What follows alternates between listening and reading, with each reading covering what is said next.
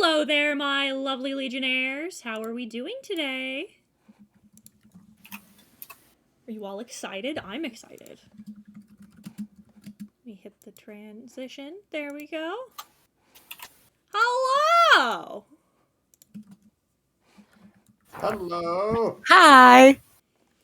So today, we are on Horrifying Hangouts. We are so graciously visited by Night Signal Entertainment, aka the creators of Home Safety Hotline. Hello! If you would like to introduce yourselves to the audience, I would appreciate that immensely. Hi, I'm not a hob in real life, but I am a hob today, and I'm Nick Lives. You're always a hob. I'm one of the creators of Home Safety Hotline.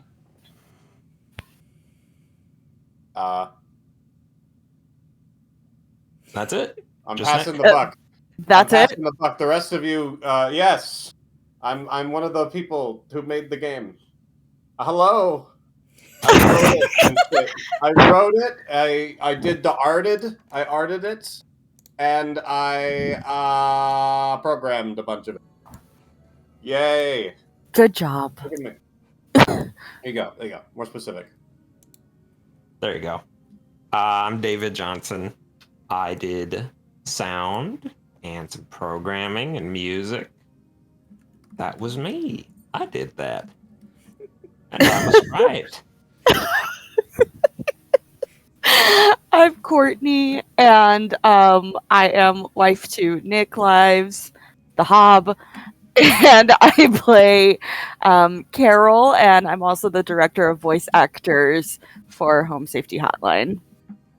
Well, thank you once again for agreeing to come on, especially on such short notice. I DM'd you just a week ago. Oh yeah, no problem. That's not particularly short for us, anyway. I think that's a plenty of time to sort things out. Indeed. I'm so glad you could join us. I thought I would open up with the question that I ask everybody on their first thing here on Horrifying Hangouts is what were your first contact with horror as a genre? Like, what was the first thing that really made you be like, oh, this is it? Oh, I think for me, probably it's a pretty common answer, I would assume, but it's probably Goosebumps. Really? My entry point into horror as a general thing. Yeah, I was a big fan of the. We would frequently rent the very alluringly spooky VHS tapes from Blockbuster. Of the Goosebumps horror show, and then I got into the books, and so for me that was a big entry point, I think, into the spooky zone. Do you have a particular favorite? I really liked what was it called? Day in Horrorland. Ooh. That one in particular was very creative and spooky, and the concept of a slide that you will never get off of was very frightening to me as a child. Just be sliding forever. Sliding forever into the void. Honestly, me too. On that one. That particular story from Goosebumps scared the crap out of me as a kid. I was too big a baby. I read the back of the books. Very reasonable. They looked so scary on the front. Mm-hmm. They did. So colorful. I don't know what mine was. Probably those scary stories to tell in the dark books with the extremely frightening illustrations. I remember very few of the stories. I remember the scarecrow, the skin scarecrow. Oh god. Yeah, usually it was just remembering those illustrations. They were fascinating. Oh yeah, the illustrations of those are definitely what made them stick in the mind, I think. So true. Unreasonably scary for children's books. Oh yeah. I mean that's the whole reason they even I think got made. Otherwise they were kind of just like normal, um like almost silly scary stories in that book. Like the actual content was very like whimsical almost. There's a lot of like weird rhymey kind of names for a lot of the ghosts, or like I'm trying I can't remember the exact story, but there was like a story where a ghost is like my toes or something. Oh, Like you're gonna eat my toes. I remember this. I remember people talking about the toe ghost. I was like, you're making that shit up. That's not real. You're making this up. This is a bit. You're playing a joke on me, and then people are like, no, that was really in the book. Oh God. They were very much written for children. Just the illustrations were a very different Mm-hmm. plane. Except maybe Skin Scarecrow. Oh, yeah, that one was actually That one was a rather surprising. What was that? Was it the Scarecrow that does he like take your skin? Is that what you mean? I think Is that that's what the story literally was? what happens. Like, Oh God. the Scarecrow has like a fresh layer of skin. At Oh. one point, it's like, well, I guess there's just like skinning alive in this book, and then the Scarecrow just wearing skin. I mean, I forgot. keep the crows away. Actually, I think they even changed that for the movie. I don't think it's skinning people alive in the movie. I think it's like somebody undergoes a body horror transformation into a scarecrow. Whether that's better or worse is up Okay. to you to decide. Wizard of Oz be hitting a little different. Shut up. Shut up, chat. Oh gosh. One of the first questions I wanted to ask you is, you said in the developer notes that Home Safety Hotline was inspired by a love of the D&D bestiary. Do you play D&D still? I do. Somebody does, yes. I do. What's your go-to race class combo? Oh well, right now I'm currently playing a. Oh God, who am I playing? We just had a really confusing session this last time. We just had a confusing session. It's fine. I'm currently playing a Damp Fear cleric right now. Nice. In my current campaign. Prior, I've played a necromancing bard. Ooh. As my main for a hot minute, and I've also, like I said, my last session was really weird. Had to make another character, and now my other character is a water genasi druid. Hell yeah. So, yes.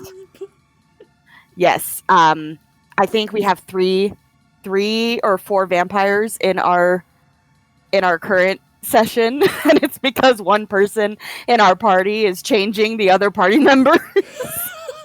I'm just biting you in your sleep. Yeah, basically, he is a total ass. That's really funny, though. It is. It's very funny, but yes, our DM was trying to be really sneaky and try to get us to make new characters so that we could basically he made us do a bounty on our characters we were currently playing, but he didn't say not to have characters that we're already like connected with. Mm-hmm. So that was on him at that point. Because half of us were like, well, I don't want to kill you. Yeah, you're my best friend in real life. I don't want to kill you. It do be like that, though. And so instead of us like killing the other characters we made, we're now playing two characters. It's great. Oh, that's kind of a cool solution to that problem. Right? And it just goes to show, as a DM, you never know what your party's going to do. Facts. But no, those two, I've gotten Nick to maybe play one shot on occasion, Yeah, I've played a couple of sessions where I think I've played a paladin that was a like a snobby rich boy, and then I I played, remember him. I don't know. It's I definitely am more into it conceptually, and the idea of DMing is very exciting and fun. And then whenever I attempt to actually do it, it's like way more work than I realize, and I'm like, oh god, Mhm. oh no, I can't do it. Mhm. As a DM, you're so right.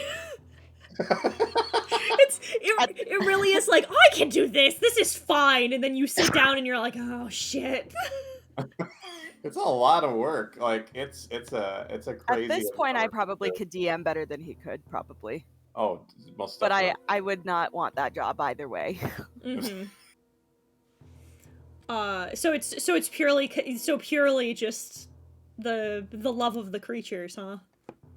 It for Yeah. me, yeah, it really was. Yeah, no, when I tell you that his only interest in D&D was, honey, I just want the bestiary, so I just bought him the bestiary for an anniversary present, and he was very happy with it.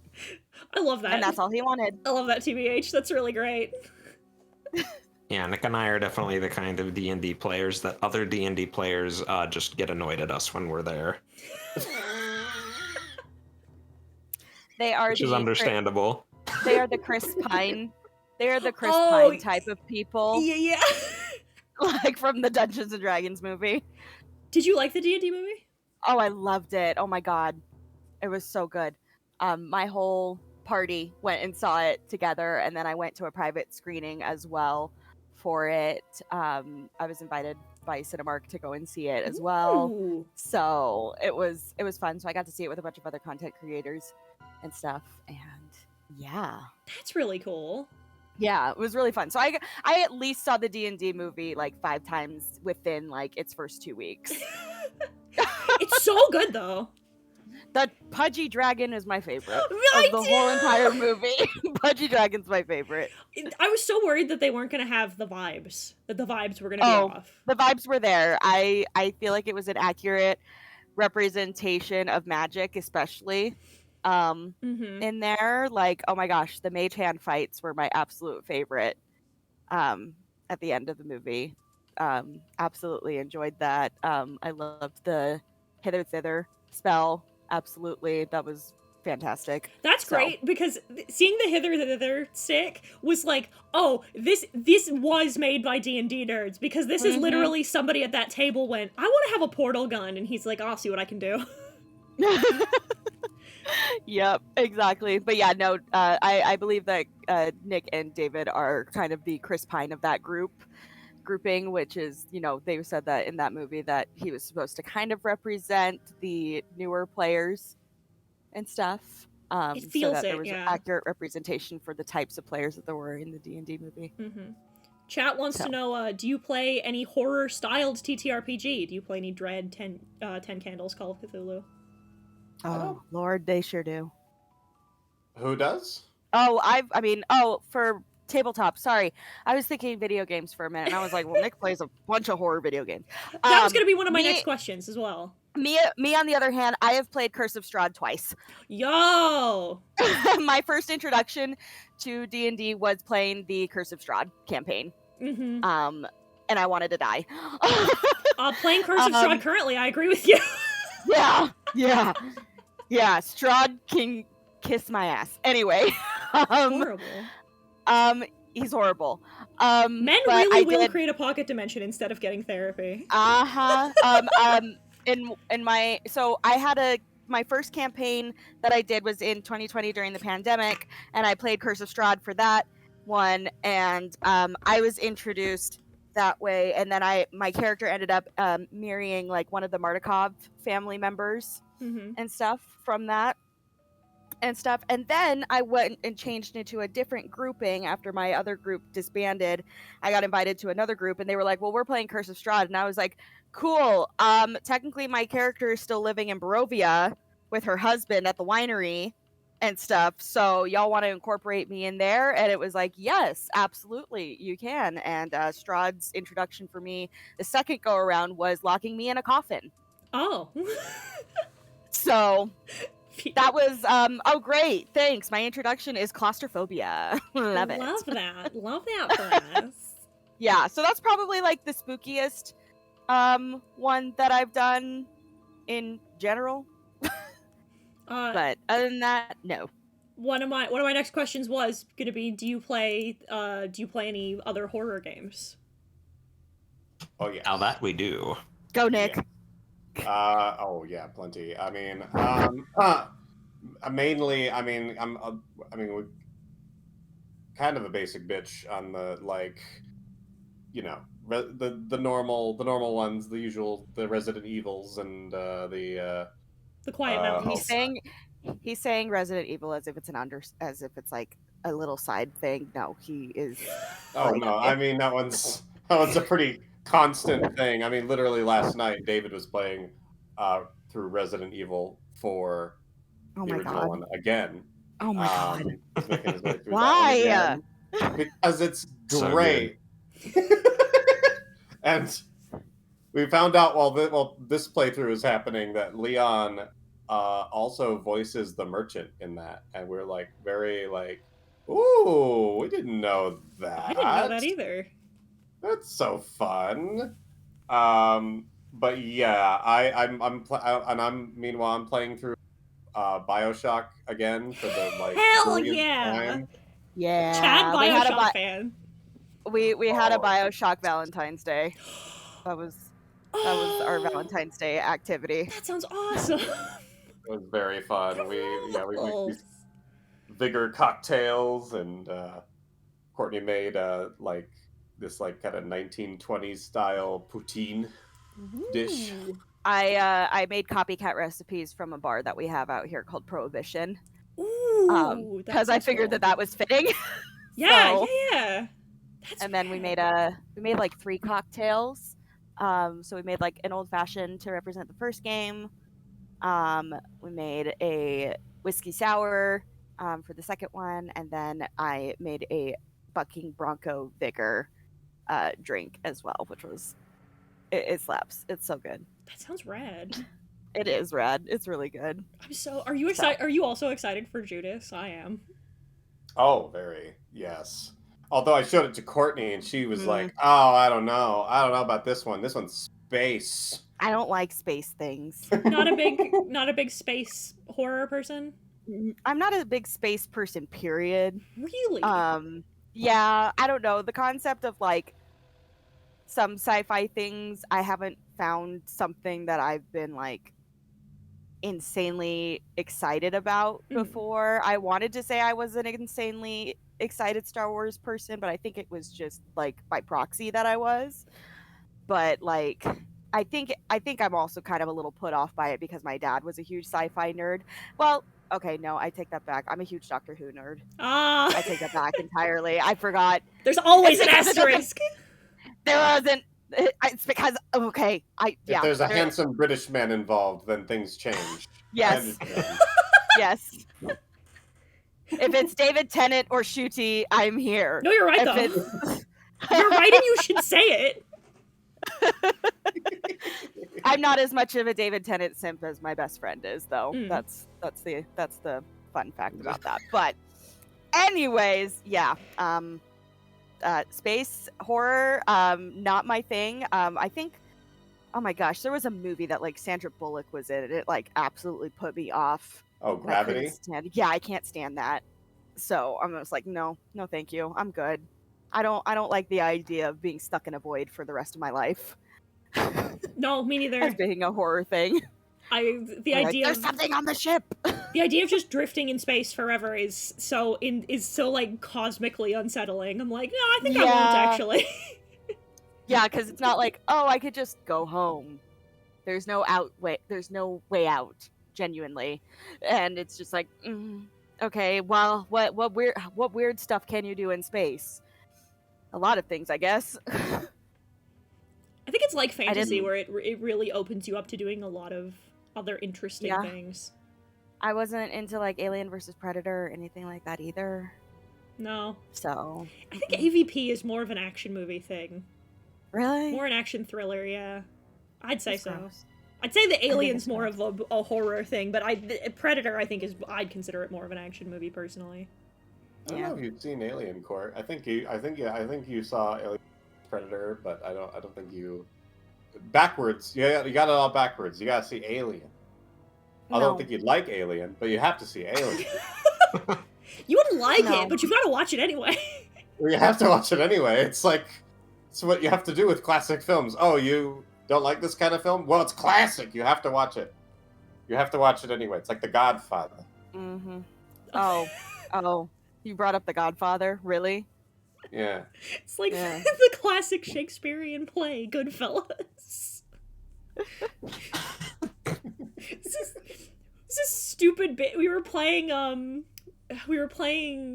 oh god, the new one, the one that's set in the arc like that's set in the Feywild. We were just playing that. Mm. And Nightingale. We were playing Nightingale, and the tutorial NPC is Puck. And fucking Justin, my roommate who I was playing with, is like, what a weird name. And I just looked at him and I'm like, do you not? Huh? Do you not? And he goes, what? And I'm like, do you not know? And he goes, what are you talking about? I'm like, it's A Midsummer Night's Dream, Justin. And he goes, you were obviously not a theater kid. Not a theater kid. No! But he was like, yes, the classic Shakespeare play. And he couldn't conjure the memory, so he just goes, Goodfellas.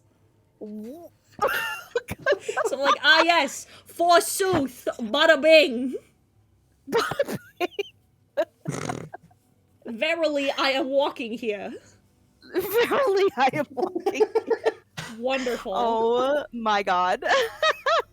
Yeah, I'm like, I can't think of like any other like. I mean, I'm sure Nick can think of any horror games, but you know, I think games like Elden Ring are pretty horrific. There's definitely a lot of horror in Elden Ring. There's a lot of horror in fantasy games, period, Mhm. and it pisses me off. So, Courtney, by the way, is the person responsible for the arachnophobia toggle in our game because she has very extreme arachnophobia, and that's what a lot of fantasy games give you a sudden startle for how common the enemies are. Giant spiders. Yeah, whenever I know that I'm gonna have to go into a giant spider encounter because I've been avoiding it for the entirety of the game, I make sure I have to take an anxiety pill before I play. Ooh, yeah. Mm-hmm. Like it's that crippling for me and stuff that I just like my skin will feel like it's crawling forever, and I feel like I can't breathe or I feel like I'm sweating, and it's just bad. So I'm bad with anything that has like prolonged chase sequences. It makes me really tense and really ratchets up my anxiety. Oh, I could say. I'm assuming then you're not a big fan of Outlast. No. Or I like Outlast. I think it's really cool. I'm not a big fan of Outlast 2, but I'm assuming for specific reasons. For truly, the thing I think is, it's just, I don't think it's a bad game, all things considered. It's just when I like first watched playthroughs of it, I'm like, this feels like a haunted hayride. That's true. Like it's a very edgy haunted hayride. Right, it feels really on rails. It feels like I'm being walked through like a long haunted house. And I'm like, yeah. It just did the movement. Like, there's ways you can direct a player without feeling like you have to be there when you do. But like, it really does feel like, it felt like if I went too far out in the wrong direction of the cornfields, some guy in a polo shirt was gonna walk out with a flashlight and be like, no, you gotta get back on the trail. Uh-huh. That's true. It's a very, very linear series, I think. But it's also, I don't enjoy them as much as like horror games that have like some form of combat in them.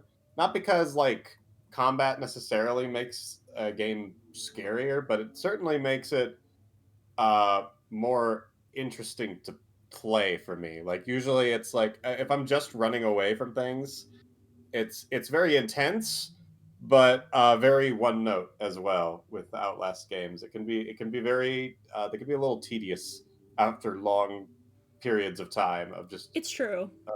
playing out the same sort of chase sequence uh, gameplay over and over again. Especially when it's not something like Resident Evil or Silent Hill that's like more puzzle focused. So at least it feels like you're doing more than one thing. Yeah, Yeah. those games are very good for their variety.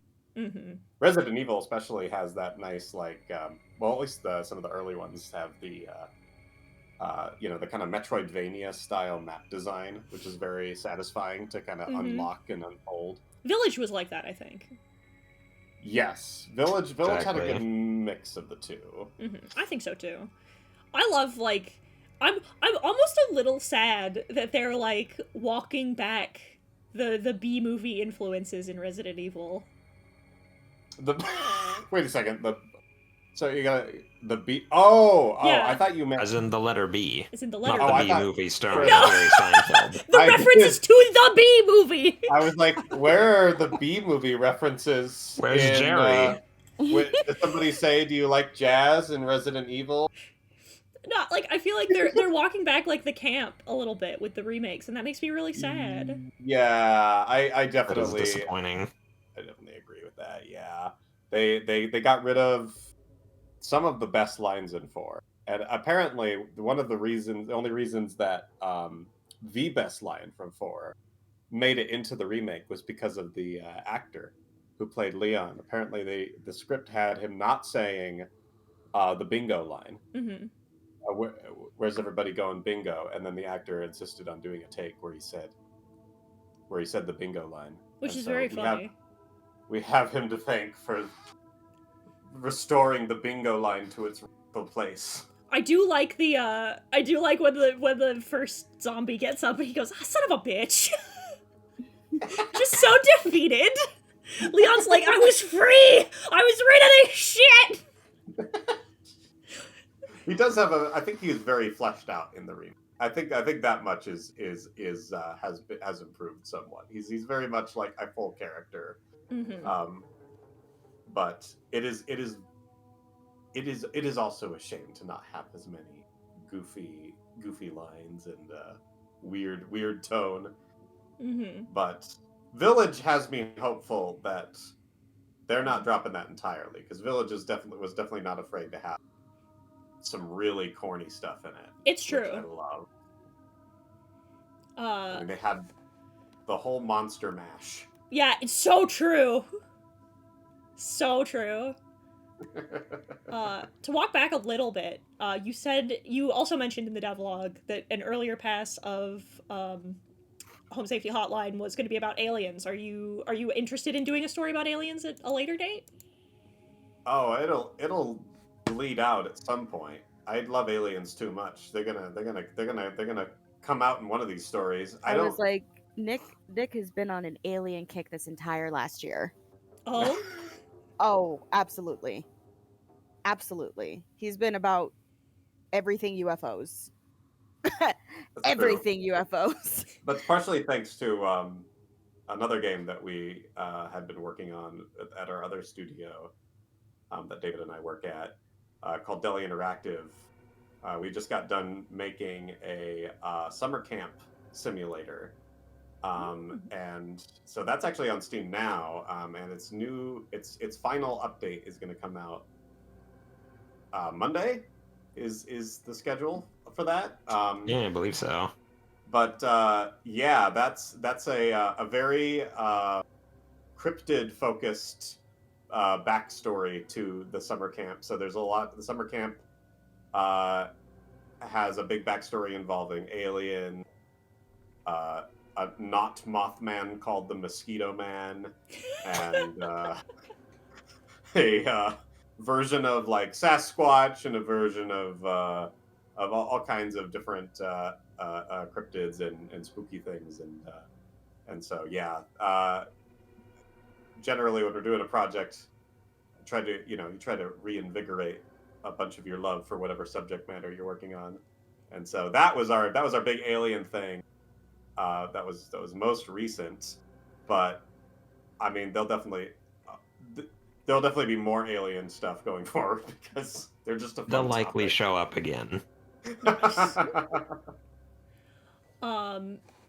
One of the other questions that a bunch of us wanted to know was, do any of you have any do you have any experience into like sales or like insurance, because that felt so fucking for real. Yes. Courtney does. Yes.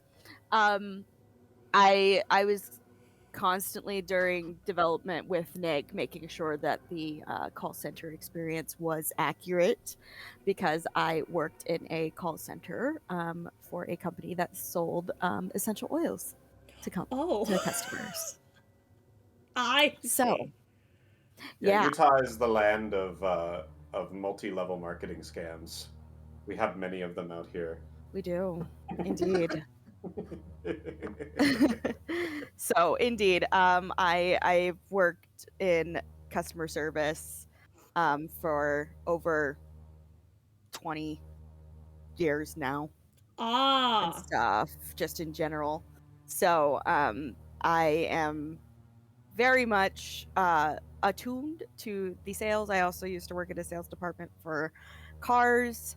I also, goodness, yeah, I think it's mostly been like call center work, retail, reception work. I've done a lot of office jobs as well. So Mm-hmm. that's been my main primary form of being a part of the workforce, beyond doing performing arts. So it's just what's easiest for me.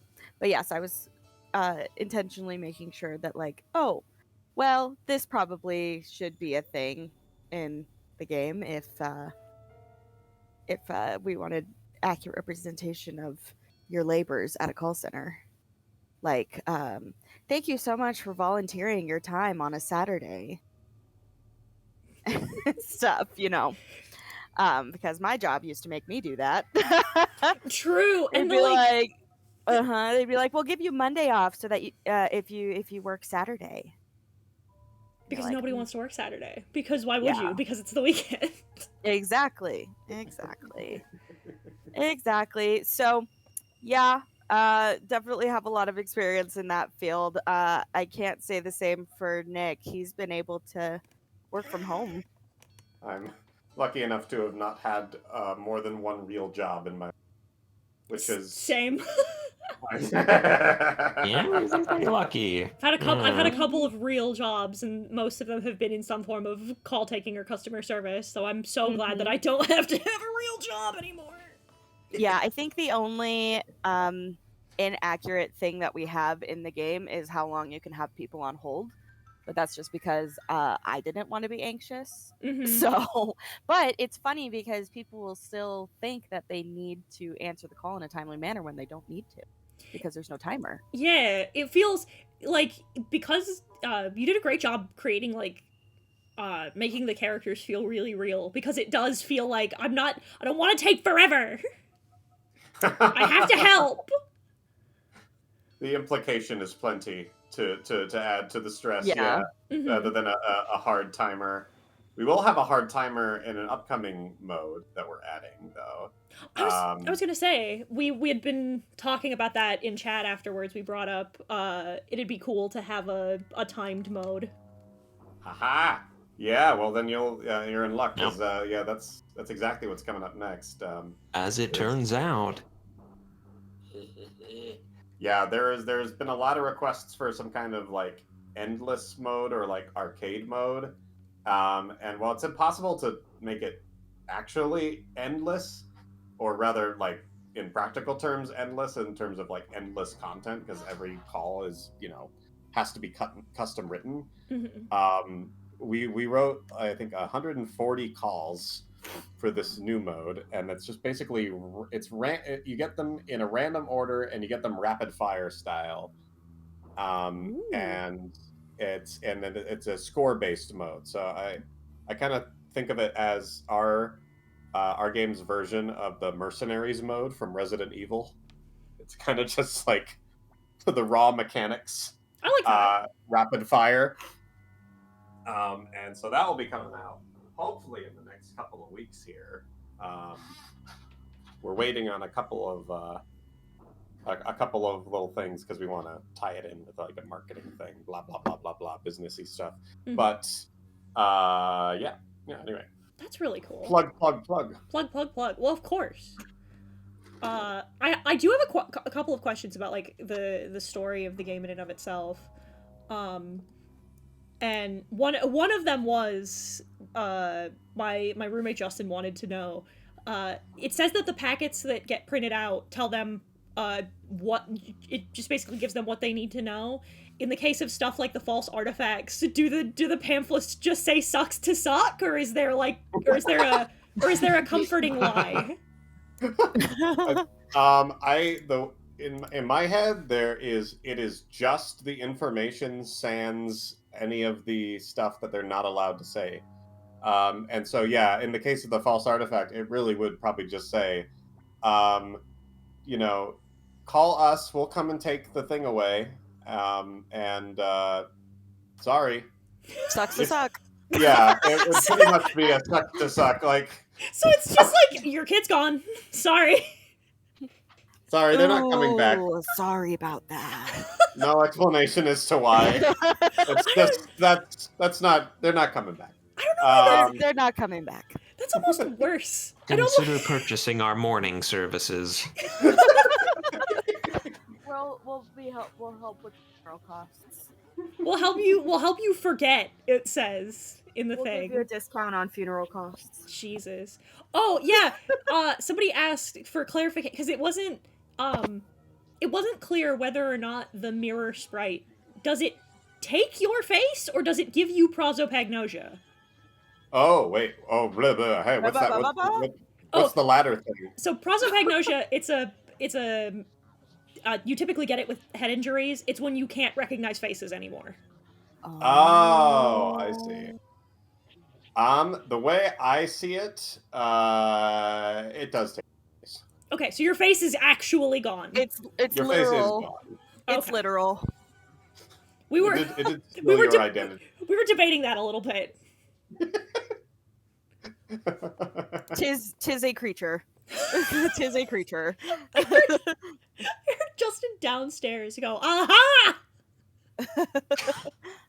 Now the mechanics for how you can still talk and breathe, magic. Yes, magic. Who cares?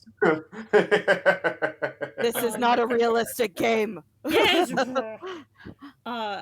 This was something too. How well known is the supernatural to the general public? The police and doctors. You keep getting people being like, "Oh, my doctor sent me to the hotline," or "The cops told me to call you." So, like, how well known is the supernatural in this setting?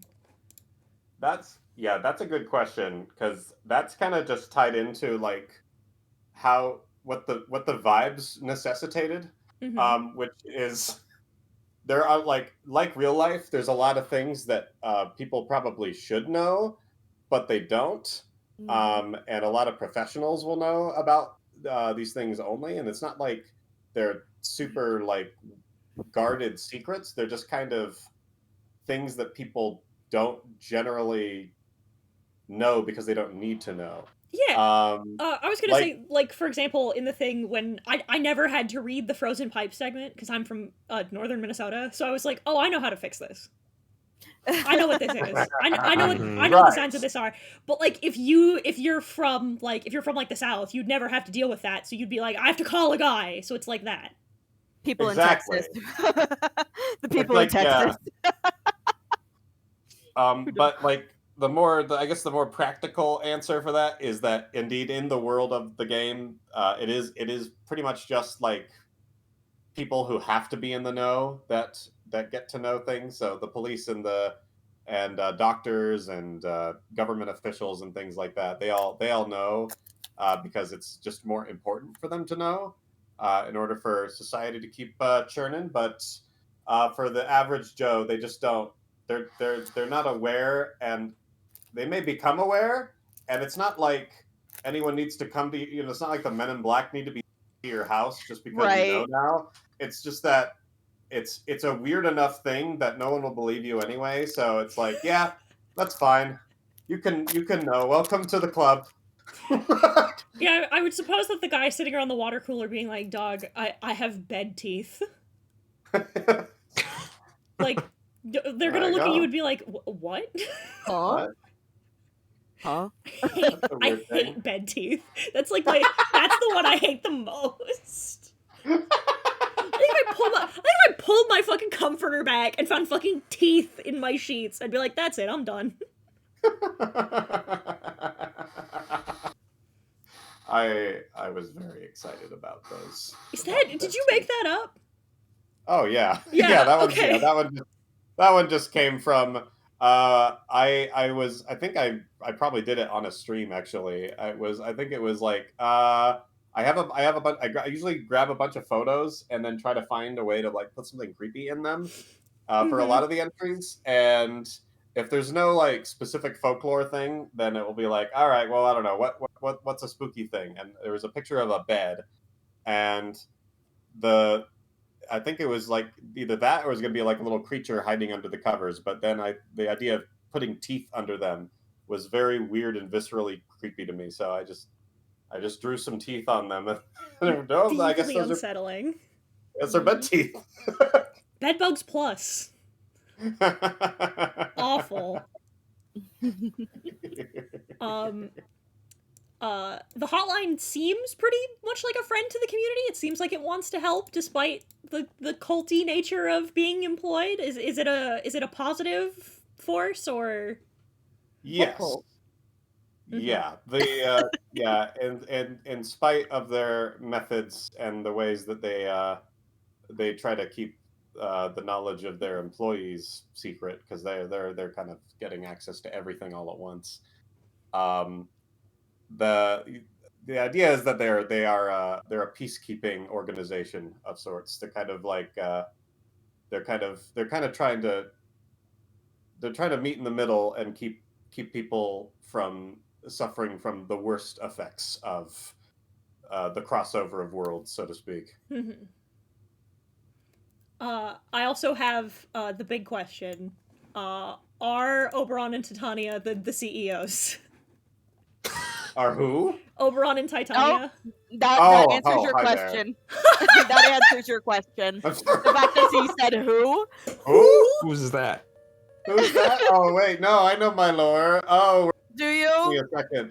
I do. I know they're the king and queen of the Fae, or the fairies, whichever you pick. You're But wrong. It's Carol. Carol, Carol is Just the Carol. CEO. I love that. No comment, Your Honor. Rad. That's a great question. What's your next question?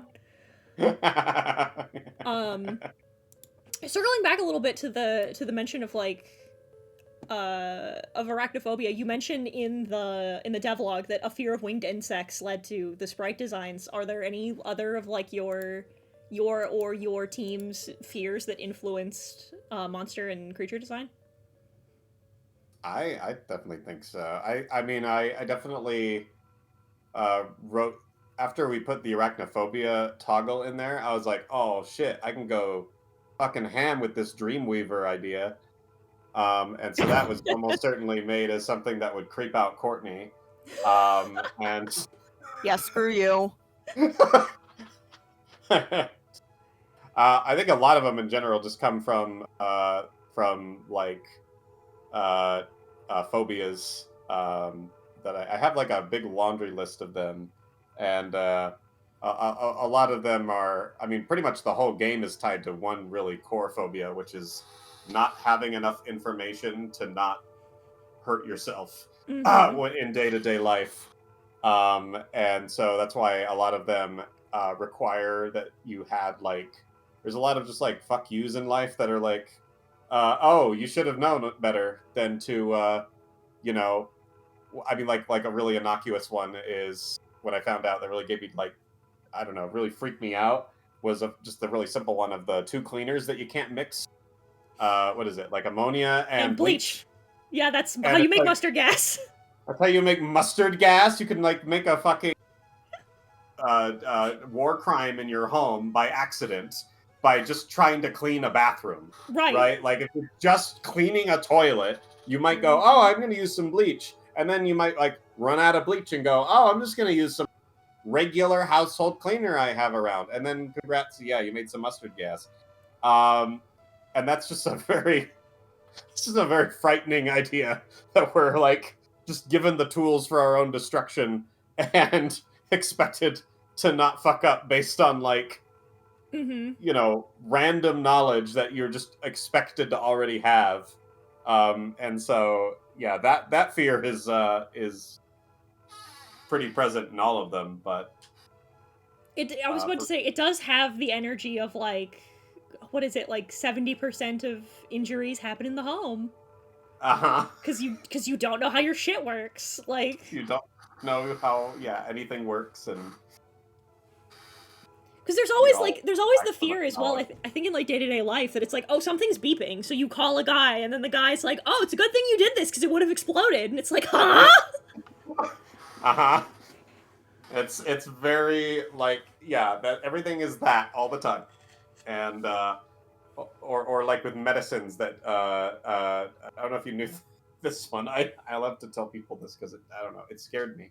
But what's this like? I forget what it's called, but I think it's not Vaseline, but it's like this stuff that a lot of people like put on. Oh, like the vapor rub. Yeah, stuff. vapor rub. Yeah, I found out something about vapor rub the last time I had a cold, which my mother used to give me vapor rub, and like she'd like be like, just put it like below your nose, you know, so directly, you know, kind of goes right into your sinuses and gives you some relief there. Turns out there's a really good reason why on the thing they say do not put it on your nose, and that's because if any of it were to get into your nasal passages and you were to actually like get the actual gunk inside you, you would asphyxiate and die. And it's like, oh, apparently it's like really hardcore shit that will kill you if it makes its way into your body. Yeah, it's why you put it on your chest, because it's still underneath your nose. Yeah. I just again, it's like, oh yeah, of course. Like some people have the knowledge to not die from that, and some people don't. Then other people don't. And it's not printed in like big bold red letters on it that like this will kill you if you don't follow the instructions. It just says, here are the instructions. Warning, bad things might happen, but like in tiny text. And it's like obviously you're like not putting it in your nose by any means, but like when you're sleeping at night and you put it underneath your nose, your face is rubbing on your pillow and it can get like in your nose while you're sleeping. Right. You know. I had a thing on the back of my neck a while ago, like years ago, and I was given a cream by a doctor, and she was like, hey, use this for 10 days, and then you have to stop. And then she's like, you have to stop, and then if it doesn't go away, then call back or keep using it. But you have to do it for 10 days, stop for I think like 3 or 4 days, and then start again. And I looked at her and went, why? And she goes, oh, because what this does is it shrinks the blood vessels. So it'll shrink the swelling, but if you keep using it for more than 10 days, it can kill the blood vessels that are there. And then God. it just kills that whole area that you've been rubbing it on. And I'm like, oh, I see. Oh, good to know. That is cool. Thank you. Thank you for this info. Like the fact that the explanation, the fact that you had to get the explanation from them, like instead of them just being upfront with upfront about it, that shit right there. That's exactly, they gave you the printout right there. It's like, this is all you need to know. Don't use it after 10 days. That's the packet. That's the packet right there. Right. I can't. What? I still can't get over knowledge. The mental image of getting the packet specifically for the Hobbs and just like having it just be a piece of paper that says leave out dairy products. And nothing more.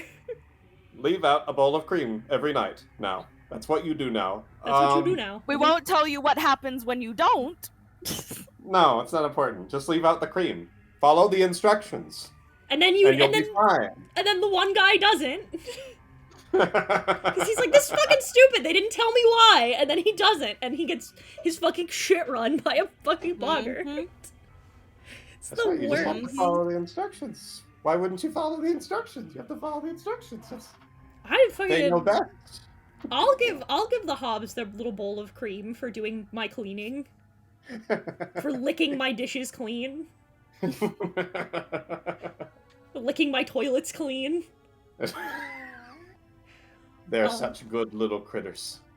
They are. There's totally nothing wrong with them. Just gotta pay the hob price. You have to pay the cheese pay the toll. tax.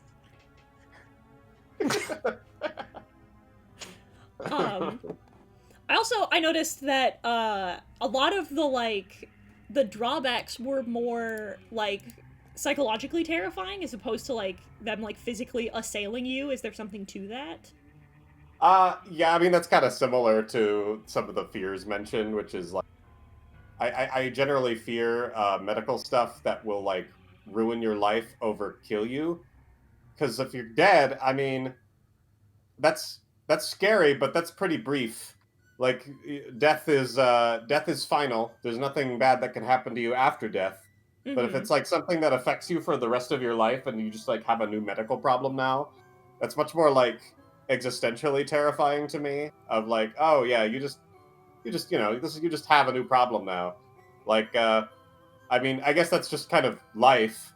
But well, yeah. Have you ever heard the life is scary. Have you heard the interview of the guy who works for the bomb unit?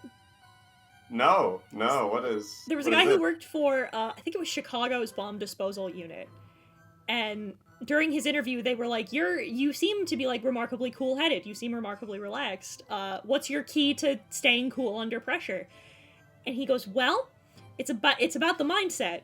I got into a place where I thought that like, if I do my job and I do it right, everything's fine. If I fuck it up, it very swiftly becomes not my problem anymore. And I'm like, yeah, I mean, I guess. If I fuck up, well, I don't gotta live to see the consequences for that. Yeah. If I fuck it up, it's over, I guess. I guess it's over. Oh well. See, this is why I think. Oh, sorry. Oh, no, go ahead. I was just gonna say. This is why I think. Not to bring this. Let me know if this is not a great topic, but the submarine thing that happened a little while ago. Oh yeah, Where absolutely. people got trapped in the submarine. Yeah. When I heard, when it finally came out that they had died and how they died, I was like low key a little jealous. I'm like, holy shit, that's the best possible death you could get. Like, true, because it's like all at once. You feel nothing. You're just You hear a pop and it's over. Not enough time for their brains to register anything happened.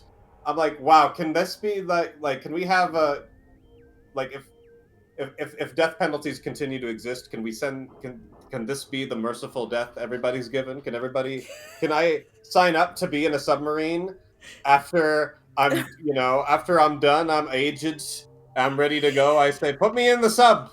Put me in the sub, I wish to die by rapid decompression. I want to die by rapid decompression. That's the most merciful death I could think of. A question in chat is, does the Fey Flu kill you, or does it just make you a flower person for the rest of forever? It just makes you, it just gives you a new medical problem for the rest of your life. God, the worst kind of chronic illness. And you know your insurance isn't gonna cover it. Oh, no. Of course not. Certainly not. They don't cover acts of Fey. That's separate. It's ridiculous. Unfucking believable. Acts of Fey. Thank I you. want to read what homeowners insurance is like in this universe. Did you see those prices? You're so right. You're so right. The houses we were like, oh, for all that floor space? It's a nice price for that house. And we're like, yeah, that neighborhood must suck.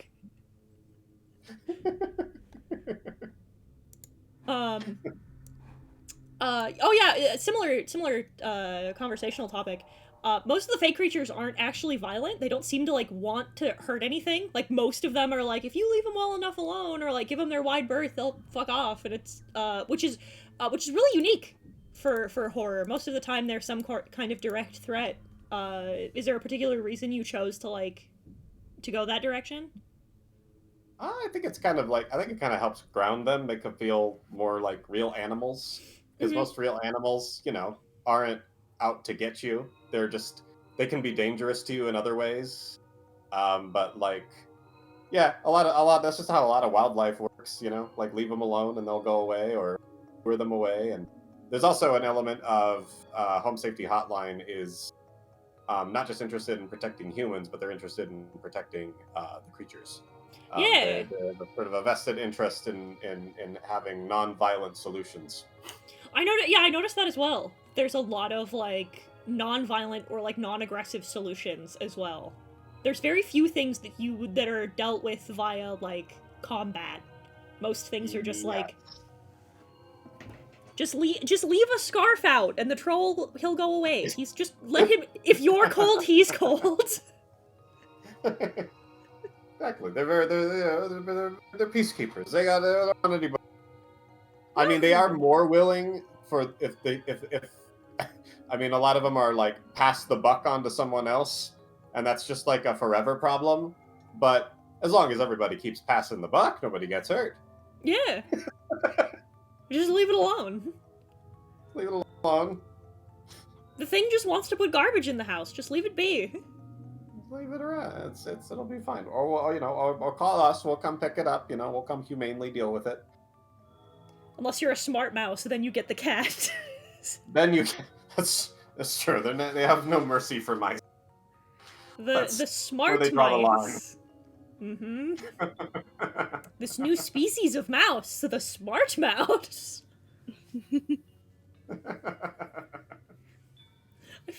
I almost feel a little bad for the crank caller. Poor guy. He was here to tell a joke, and he became a mouse. Got eaten by a cat. He was ulterior motives.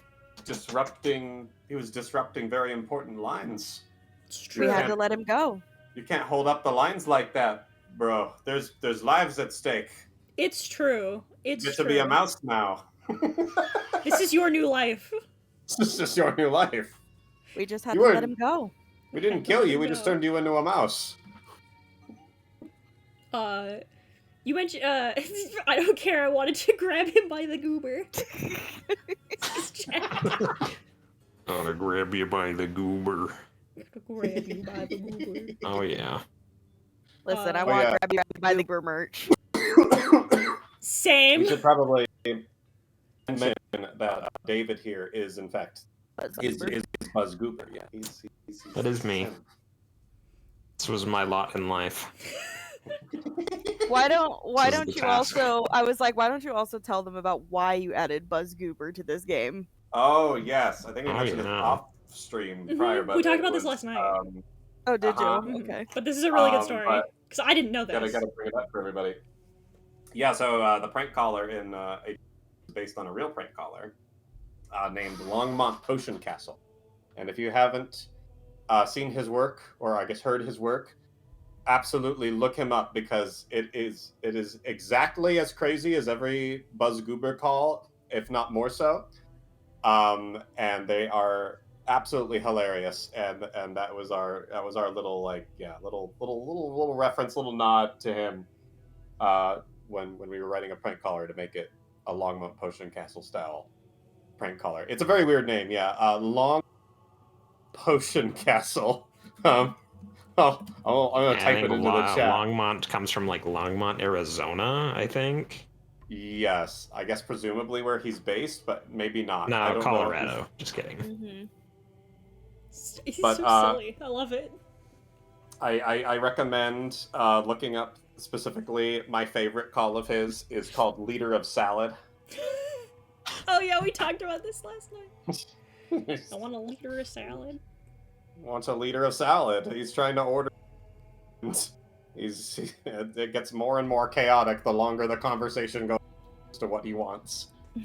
I was instructed to tell you the Fae Feast one, where the lady calls in, and she's like, "There's shit on my table." I was told to tell you that one is mean. Wait, mean? Because she mentions that it smells like eggs. Oh. She's like, it smells like rotten eggs, and we were like, isn't there another one that causes a smell like rotten eggs? And we're like, no, that doesn't leave shit on your table though. That's a Fae Feast. Yeah, that one was a little deliberately misleading for that line. Mhm. Definitely try and... Some of them were so obvious, I actually had to write entries just to make them some of the questions harder, because yeah, there would be some that were really, really stupidly obvious, and it was like, oh, okay, we have to write one that's like similar to this that could serve as a red herring.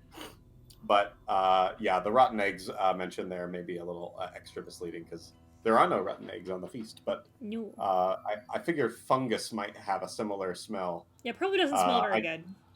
No, it probably doesn't smell good, but I don't know if it smells like rotten egg specifically. That might be too specific. How does it taste? It tastes like plain, fungus. Like if you've ever had unseasoned fungus. I was gonna say, because like... It's about like that. I was gonna say, if I have to eat the whole thing... You do gotta eat the whole thing. At least it's gotta taste good. Oh, it tastes good to them. I suppose. It's good to the ones who made it. It is gift. You have to... It's an acquired taste. I bet. Yeah, every time I saw scratches on the wall, I thought it was... Somebody says I thought it was the fractured hob. It was only him once. Yeah, scratches. Scratches are not cracks. A trick. A little goblin trick. One of the other things is, the Fae folk aren't a particularly common choice for horror, which I thought was fascinating, because I think they should be. And you mentioned in the art book that you've been drawn to them since, you worked at Evermore. Is there... What in particular draws you to things like, aliens and Fae, rather than, like, more traditional, like, demons, ghosts, ghouls? I mean, partially it is the novelty of it. I think it's fun that they're kind of more whimsical and they have weirder rules, and so part of it was like just to set us apart so that our little world would feel more unique. But also, I really like the movie Troll and Troll 2, and the idea of getting to make a more serious version of those was really appealing. That's the best answer you could have possibly given me. I'm a big fan of Troll 2. Hell yeah. Troll I know 2 he didn't even put that in the art book, and I was like, why? Why did you not put that in the art book? There are many, many influences that didn't make it into. So true. Because it is hard to name all of them. The other one that didn't make it into the art book that I really should mention as much as possible, because I owe a lot to their writing style, is Zach Parsons and Josh. Oh, hold on. Oh my God, what's his name? Oh, hold on. I have to remember his name. Oh, Josh Boruff. Boruff? They're both, Boruff, Boruff. These are two comedy writers that I read a lot of their work on the website Something Awful. Oh. And both of them wrote if you like the writing style of HSH, you should check out some of their work, because you'll definitely notice the similarities, because they Josh Boruff wrote this whole series called Dear Mr. Mayor, and it's just a bit like a series of letters from concerned citizens about the crab people that are invading their homes. Which I have used. I have used them as monologues. Yes. For auditions. I have used them. I used it. I think twice. Shit. I think I used them twice for Evermore auditions, particularly back in the day before we all got laid off and stuff. So and they were great. They were responded to very well. They're like, "Where the hell did you find this shit?" And it's like, yeah, some comedy article from 2011 on on this website that you've never heard of, but But it's it was great. perfect. It was perfect because it was like a fantastical setting, and they were like, "Okay, I need to hear more about this now." So, Dear Mr. Yeah. Mayor, please deal with the horrible crab people. there are. Please deal with this at once. It is of utmost import that you deal with this immediately. Writing my fucking congressman about the mole man that lives under my house. Exactly. Yeah. We have to deal with the But yeah. infrastructural problems that are caused by these fucking hobs. But yeah, Nick also didn't realize that he could tie in just as much as he did until he had asked me. Also, Mhm. Oh yes. Yeah, it came up again naturally. But yeah, when I was asking Courtney, I was like, "Is there anything that's already like, is there like any folklore already tied to like homes?" And it's like, "Oh yeah, goblins. Goblins live in homes." I was like, "Oh, well, there you go. It's goblins. Mhm. Goblins. That means we go full troll too, baby. That's what we do. That's what we can do now." well, yeah, Go and I'm nuts. like, I'm the one in the house that's like obsessed with fairies and stuff, and I was like, have you not heard about like half of the shit that fairies do? Steal your And food. there we go. Yep. They do all kinds of They steal whimsical things. everything. They just I have a fairy tattoo on my arm. It's great. they're just little thieves. Little thieves. I wanted to ask specifically about the hob design. Oh, Because they're so unique looking. They look like fey creatures, but they're so unique looking. Why did you not go with like a more traditional, like little gnomey goblin-y boy? I think that was just because I was trying to find a more unique design. I somewhat cynically, I usually am, at least in the back of my mind, going, okay, at least one thing I make needs to be merchable. In this, Yep. that's always This somewhere one is in the back of merchandise. my mind. And like, I'm glad people like his design because that was only partially. But He took the but Disney yeah. approach with the hobs. I would in fact buy a marketable plushie. I can tell you that right now. They are just little dudes. I like their vertical eyes are really fun to draw. Yeah. That part was definitely very inspired by like Guillermo del Toro style designs for things. I was Like, gonna ask. Yeah. He does a very good job at making things that look like somewhat believable, but have like kind of a look different enough from like the very standard portrayal of them that they feel unique. So It's a great eye for like making things look practical. Like yes, they look like things that would really exist. that he is, and I love him for it, and I'm very glad people like this little guy's design, because I think he was literally the first monster we made for the whole game. Was this hob guy? He's a funky little man. Chat, I'm checking chat. Justin, something awful mentioned. Me visibly ages. We're old. I remember You're something welcome. awful. Mm-hmm. This is a good one. I gotta ask what the false artifact that captured, what was the false artifact that captured the kid? The example picture is a TV, but can they be things without screens? Yes, yeah, they can just be basically any household object that would be big enough to, House a contain child. House a child.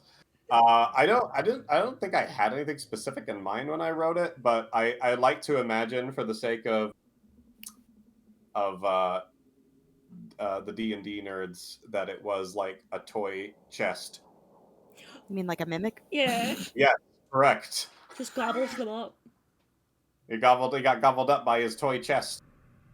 Are they like bodily stuck in it? Like if you opened the TV, would there be Yes. There would be just Yeah, a child in there? There would be just a child in there. You just can't open it. Oh, okay. They are just sitting in there cramped. I see. I wasn't sure if they like got poltergeisted to another dimension or if they like No. Oh, no. Or if That they would No, be it's too worse. merciful. That would be too easy. That would be too nice. was trapped in a castle of Grayskull model. I like that better. That's actually really. Oh, That's really good. My daughter's stuck in her fucking Barbie Malibu dream house. You're really living the Barbie world. Living in the Barbie world now. Actually, I don't know Jesus. if people notice, but on the TV one, you can actually see. And Mm-hmm. I don't think I drew it super well, but you can see the child in the TV. You can. You can see the little crouched body in there. And so yeah, there you go.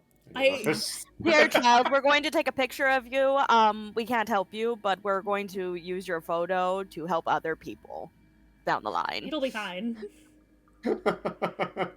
Oh, one of the things I wanted to mention, because you mentioned in the art book that like nobody saw the Spriggans. I have video proof. I saw him immediately.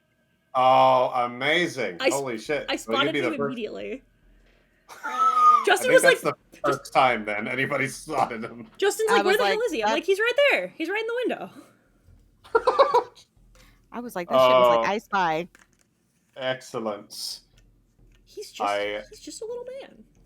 I'm glad that my stubbornness of not redrawing it paid off, and somebody saw it, justified my ways here. I am in fact an eye creature, so maybe I'm a visibility Georg, but Oh yes, that's true. You have plenty of eyes to work with, so that makes sense. This was something I was super excited to ask you about, because you said you started analog horror because of Local 58 and Gemini were the ones, and I was first of all stoked, fellow Chad Gemini home entertainment enjoyer. Yes. We're huge fans. Yes, indeedy. If you see this, I'd like to have you on the show as well, Mr. Home Entertainment. I'd love to pick his brain. But also, like, do you have any others, or are those the only analog horror you've seen? I do. There's actually one I discovered more recently that I think is really, really like crazy good for how few views it gets. Mm-hmm. Called Maple 9. I've never heard of Maple 9. Maple 9 it seems like it's relatively new, or at least like it's been maybe only like a year now.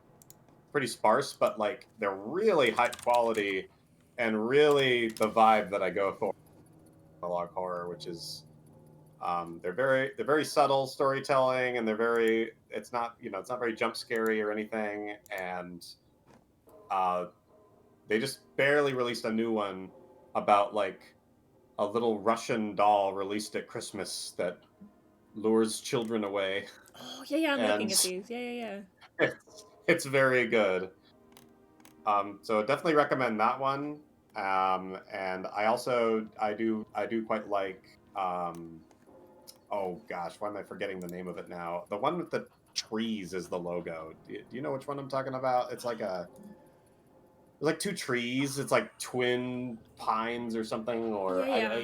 it's what the heck is that one called? Oh gosh. They did one about like a water park. Yeah. Are you so somebody's asking, are you familiar with Mystery Flush Pit National Park? No, I have not seen that one. So, I think yeah. Mystery Flush Pit National Park is it's like a text thing. Oh no, I thought Mm-hmm. I know there's a park one that I haven't seen. No, that one I am familiar. Love Yes, Mystery Flush Pit. Mystery Flush Pit, yes. That one is very, very clever. Justin brings up, this is true! We were gonna ask you, thank you for reminding me. What the fuck is up with the hiking trail? That's A goofy medieval door. Yeah, what the fuck is that? It is a real hiking trail out here in Utah. It's the hike up to the Mount Timpanogos Caves. And Nick and David went on a hiking trip with their friends to the Timpanogos Caves, and there is a lock and a door on the caves because there has been a history of people in the past going into the caves unsupervised, and there's lots of stalactites and stalagmites, and people can get hurt. Right. So hence why they have a lock on it and stuff. But yes, Just a big ominous door. Just a big ominous it's just a big. door. It's a big. It is a big door, and then there are stairs throughout the cave itself that go upward. I believe, right, hun? As you're going through the cave and stuff, and so it's taking you actually higher up into the mountain, actually through the mountain. So Oh, yeah. that's really Yeah. cool. And I honestly don't know how old that door is, but that door could be just as old, if I'm being completely honest, as like the caves themselves or something.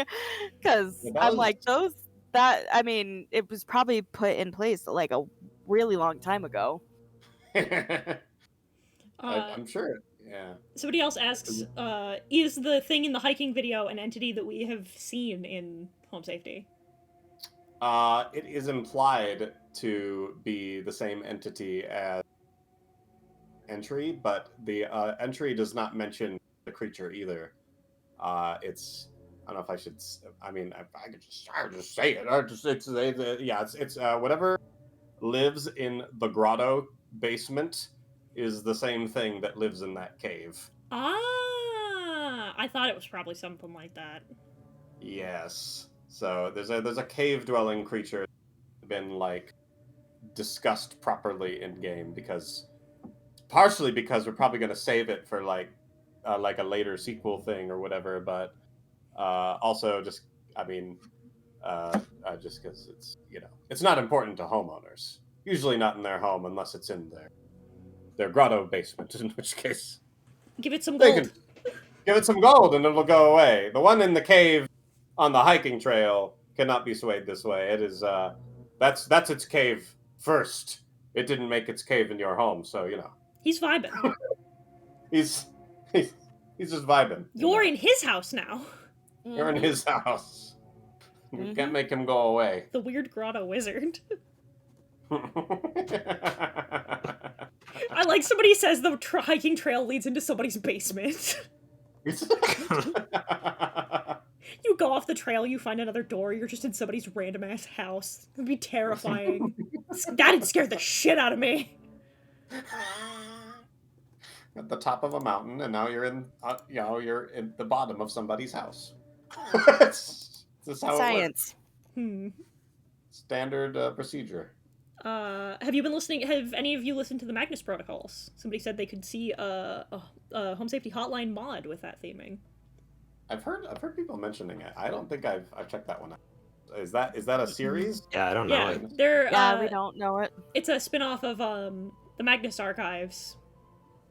Oh, I don't know. I think I've seen that one either. I would recommend Magnus Archives so Magnus hard. It's so Archives, good. okay. Oh, That's okay. an audio podcast. Oh, that's lovely. Okay. Oh, even better. I found the playlist. I'm saving it now. It's so good. I've been eating this stuff up. There's one towards the end that like I had to like I'm like I want to just lay down on the floor. It's floor time. This sucks. I'm dying. I'm so freaked out. This is the worst.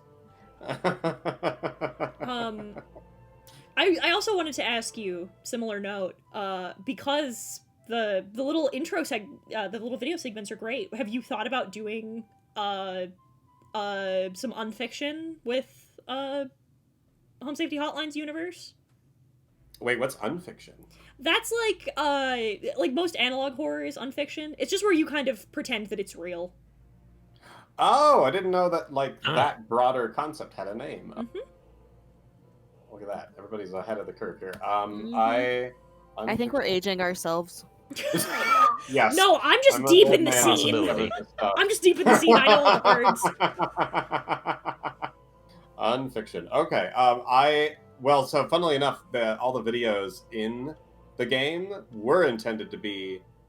They weren't originally intended to be in the game. They were actually on their own. Yeah, we were just releasing them on their own as its side series that would come out before the game to kind of like generate interest. But they didn't really like gain much traction on YouTube, and so we were like, "Oh dang, we made all these shorts and nobody's like gonna see them. Why don't we just put them in the game and then people will definitely see them because when they buy the game, they'll have. Then, well, we have these there We'll for them to force watch. them to watch it. We'll force them to be interested in our series. I thought But they were yeah, we great. do. Thank you. So I definitely want to make more of them. And I just barely got a new computer just for the purposes of video editing. So I'm hopeful that will be able to do a lot more of that. And we actually want to do that with our other games as well. So maybe try to have kind of ongoing like little mini videos or series or standalone spin-off things to just tell more stories in those worlds.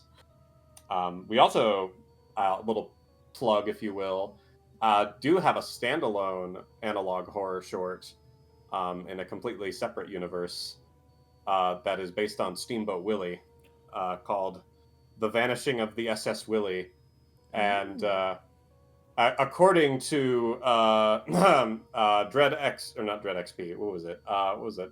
Oh God, what was Bloody Disgusting? We were the first released horror film to be based Nice. on Steamboat Willie. So hooray! And people are quite liking that one. So if you haven't seen that, go check that out. Little standalone unfiction over there for you, which is in the style of a 1920s silent film. That's rad as hell. Because I love this little setting you've created. This is so great. Because, like, there's something that's so good about expressly the horror of, like, nature being more encompassing than you know it is. Because, like, because like, favorite example is, like, you see pictures of anglerfish all the time in media and stuff. Yeah. But they're, like, 6 feet tall. They're huge. I actually had no idea they were that big. Yeah, they're huge. They're enormous. That's news to me. I was like, you made a game with an anglerfish in it, Nick. Yeah, but they were like bigger than a submarine in our game. I had no real size one. Yeah. Well, yeah, stuff like Justin says, like, stuff like Annihilation. Like, I love that shit. I think that's great. I think oh yeah, nature is horrifying. it's true, and people don't do enough with, like, fantasy horror, like, expressly. It's always like horror elements. I feel like stuff like Elden Ring, and yeah. I feel like green, like, natural horror isn't. You see a lot of things that happen, like, in the woods or whatever, but, like, there's not a lot of, like, where the nature is the horror. Yeah, it's not as common, that's for sure. I definitely investigated all of the films that did fit that I could. And a lot of them come, surprise, from Ireland. Irish filmmakers, they definitely deep dive into that shit. There's this pretty good one, pretty solid one if you haven't seen it, called The Hollow. That is a very good, I think, fae horror film. If people are interested in seeing more of that in a more serious light than, say the Troll series. Although if you haven't seen Troll 1, that's mandatory viewing. You have to go see Troll 1 if you haven't seen Troll 1. If you've only seen Troll 2, you're missing out. Troll 1 is a masterpiece. Absolutely. Green horror is very popular in Australia, says Blood Spider. I didn't know that. I feel like it should be more popular in general. My big three are there's not enough like on the water horror, there's not enough green horror, and there's not enough like winter based horror. Ooh, well. That's good that I agree. And we're definitely not brewing up anything in that compartment right now, but I'm excited. Hell yeah. I do love more. I think horror does have a tendency, a lot of it, to stick to like a handful of really common tropes, and it's very fun when you find something that goes outside of the norm in setting wise. I'm in full agreement there. We need more of all categories of horror. I also want more daytime horror in general. Same. it is so effective in a way that nighttime horror isn't. It's very intruding on daily life style horror, Mm-hmm. and has always creeped me out in a way that's very very unique. I think there's something I think more terrifying, more threatening about a presence that doesn't disappear when the sun comes up. Exactly. Yeah. Things that can just come. The things that are still the world's still dangerous when when it's daytime. Mm-hmm. It's still things are still happening. Like I don't know if you've seen Funny Games, but that one's a particularly effective daytime horror, which is it's a what do you call it? It's a home invasion film, but it all takes place during the broad daylight, and there definitely is something about that changes how it feels when you're watching it, because it's just like, oh well, this is just happening when people think they're safe. And people just come over and pretend to borrow eggs, and it escalates from there. Mm-hmm. One of the other questions I have for you is, are you going to are you interested in pursuing like more traditional horror elements in subsequent games, or are you gonna keep your your stuff on these things that are on the fringes or don't see a lot of play? I mean, I'm sure there's some more general horror stuff that we're probably interested in. I'm trying to think off the top of my head what they would be. I mean, when I think of generic horror stuff, my brain immediately goes to the really corny stuff. Like, oh yeah, I'd make a vampire game, but it would probably, it'd be like our version of a vampire game. Would maybe I don't know, I don't know off the top of my head, but I think general horror tropes are fun when used in a novel way. But I think the novelty is probably important Mm-hmm. for us to keep it fresh and interesting for ourselves. I don't see us making a haunted house game anytime soon. No PT likes for you. No PT likes. I appreciate other people making PT likes, because the people who are good at making those are very good at making those, but that's not territory I'm particularly interested in. Mm-hmm. Same with I guess maybe very very Silent Hill-y, serious topic type stuff. Mm-hmm. I don't see us doing a ton of that, but I also, I don't know. Maybe I'll get really depressed, who knows? and then everything will change. Who knows? Who can be sure? Who can be sure? So you're more interested in in stuff that's got a tinge of fun to it, as opposed to stuff that deals with more serious overall topic and theme. Yes, I think I'm very invested in schlock. You know what? Someone has to be, goddammit.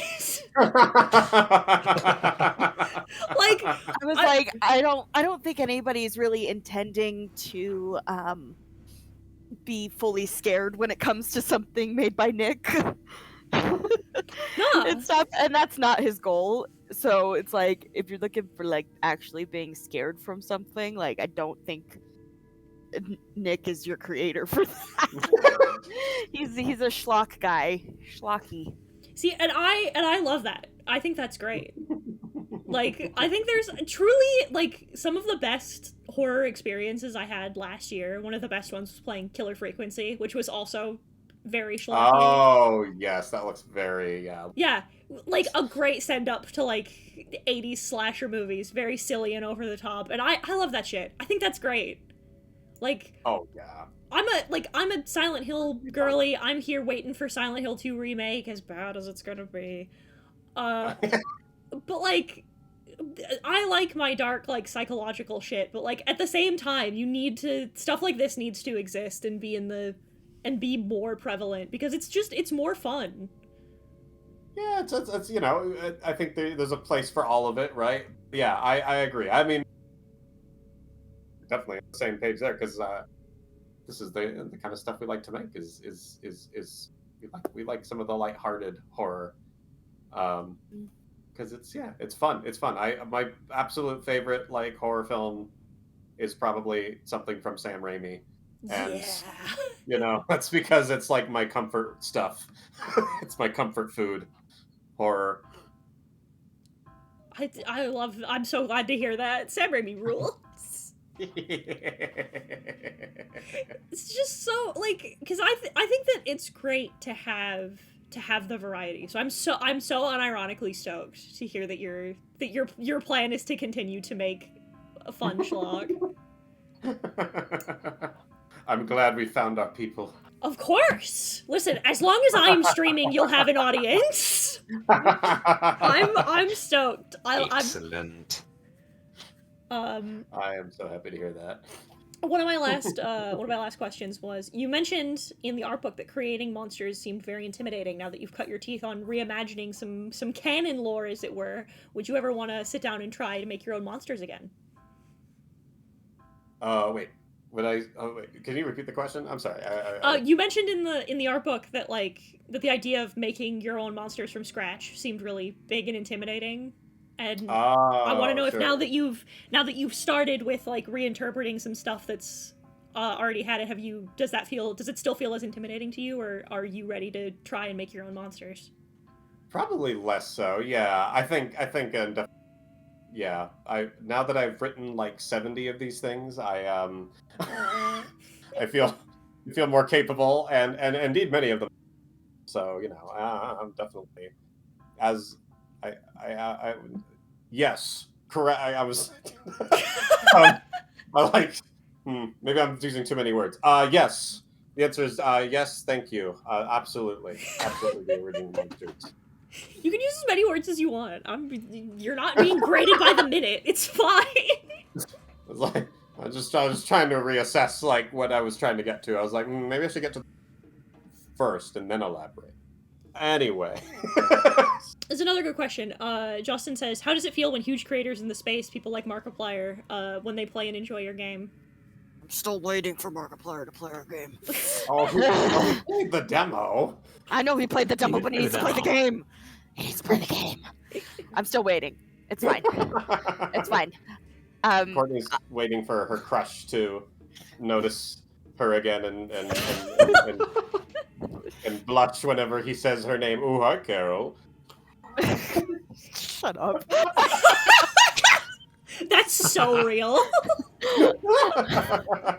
No, but like I honestly had an out of body experience watching Matt Pat of all people play the game, because I was just like, listen, I just watched this man do a cameo in the Five Nights at Freddy's movie to a premiere that I was invited to, and this man has now seen my face and has talked to me. What is this?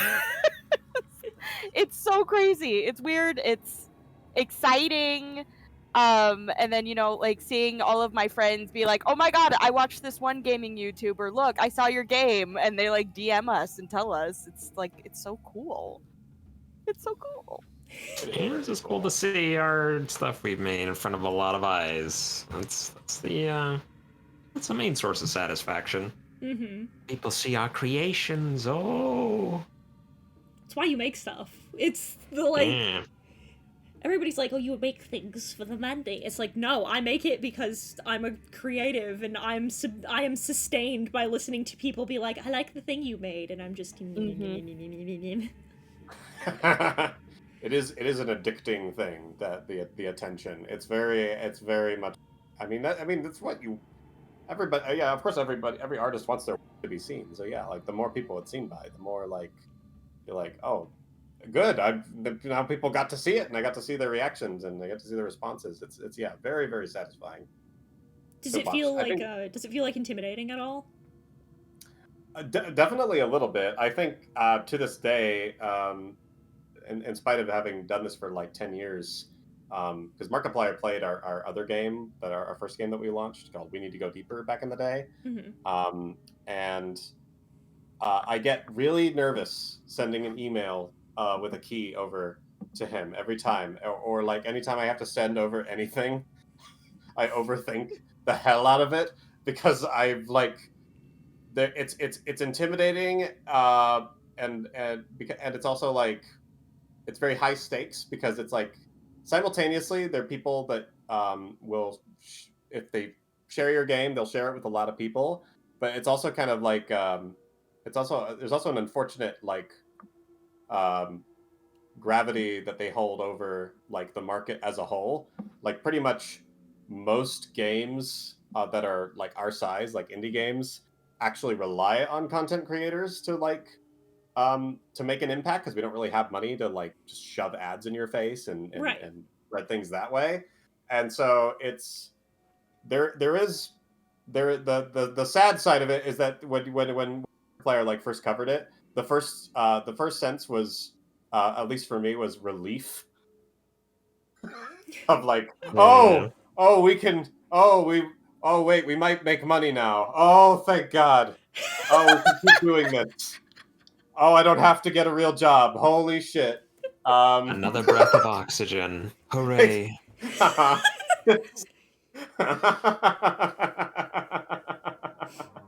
don't have to get a real job. My shit's Oh. viable. Oh god. It's viable. Marky likes it. It's so fucking relatable though. You're so right. I think the other like one weird downside to it too is that because they are playing it for such a large audience and there is a let's play aspect to it, people also won't want to always purchase it because they'll be like, oh well, I've seen it. Mm-hmm. Yeah, with the stuff. linear games especially, I think that's a thing, which is almost a good thing. The Markiplier has not played the full game because the people who watch the Markiplier video, they have to go buy the full game if they want to see the rest of it. But I don't know. It's kind of a trade-off. I mean, like we're at a sufficiently high number of people seeing your thing will probably override whatever negative, whatever downside there is there. But I think there is probably a smaller percentage of people who will go and buy a linear narrative game after having watched the entire thing than say people who watch like a multiplayer game or different kinds of games on YouTube. I can totally understand that. And I was gonna say, if it makes you feel any better, like my treatise on things like this is always like, oh, this looks like fun. I'm gonna play this for my audience because I'll forget. Oh yeah, no, I mean by the way, this is definitely not me. It's Game. okay. Like I'm like, oh no, people playing the game is a net positive for sure. Yes. No, I know what you're getting at. Like, cause yeah, right. Like, it's free marketing material, but there is always cause like my shit is always like I like to watch somebody play, usually like the first half of something, and then once I get like halfway through it and it seems really interesting to me, I'll be like, I'm not gonna watch the rest of this. I'm gonna play it myself. Oh, sure, yeah. So yeah, a little bit of like self preservation of the mysteries and things of a game, right? When it. Because then but I think that's. Oh yeah, go ahead. Sorry. I was gonna say so that because then you can get like the read on like, oh, this looks like it'll be fun, as opposed to like making in the cases of some AAA games, instead of making a $60 commitment to something that sucks. Yes. No. Oh, definitely like YouTube as like a consumer awareness kind of like tool. Very, very, very handy for people to be able to watch, to watch games before they buy them. Invaluable. Absolutely. 1000%. That's all I had for you. So, before we raid into somebody else, is there anything you would like to promote? Any of your currently outcoming work or... Oh, sure. Yeah, besides Home Safety Hotline, which I presume most people here are already familiar with if they're here, and they were here for the stream, yeah. For the stream. But if you haven't bought it, go buy that. But Seconded. But we also have a Patreon for people who are interested in our future projects. So I definitely should mention that we have that, and we also share early like looks at our future projects and what we're working on, and you get access to this little Discord channel where I'll just basically dump whatever we're working on that week or that day, and just kind of share it with people organically. It's called Night Signal Entertainment. So if you look up patreon.com/night, you can go check that out. Yeah, and then not to have too many calls to action in one go, but there's we are indeed also releasing the full version of We Need to Go Deeper with our other company. Or no, sorry, we need to go Camp Canyonwood, our summer camp management simulator, which is less overtly spooky but more cute spooky. So if you're down for more wholesome game but with a spooky vibe to it, you should go check out Camp Canyonwood. Very cool. If that's all, then let's see who are we. Oh, it looks like our dearest Yukel's Goombino, our dearest Yuki Goomba is streaming, so I'll send you over to Yuki. Let's see. Next stream will be Tuesday as per usual. We'll be back to Fate. I'll try and actually have a schedule out this week. I forgot. I'm sorry. I had a lot of last minute changes, chat. I'm sorry. I'm a terrible streamer. I know. I apologize. New video came out over on the YouTube channel. I drew my 93 Dungeons and Dragons dice set as 93 different OCs. That's out on my channel if you do ! YouTube.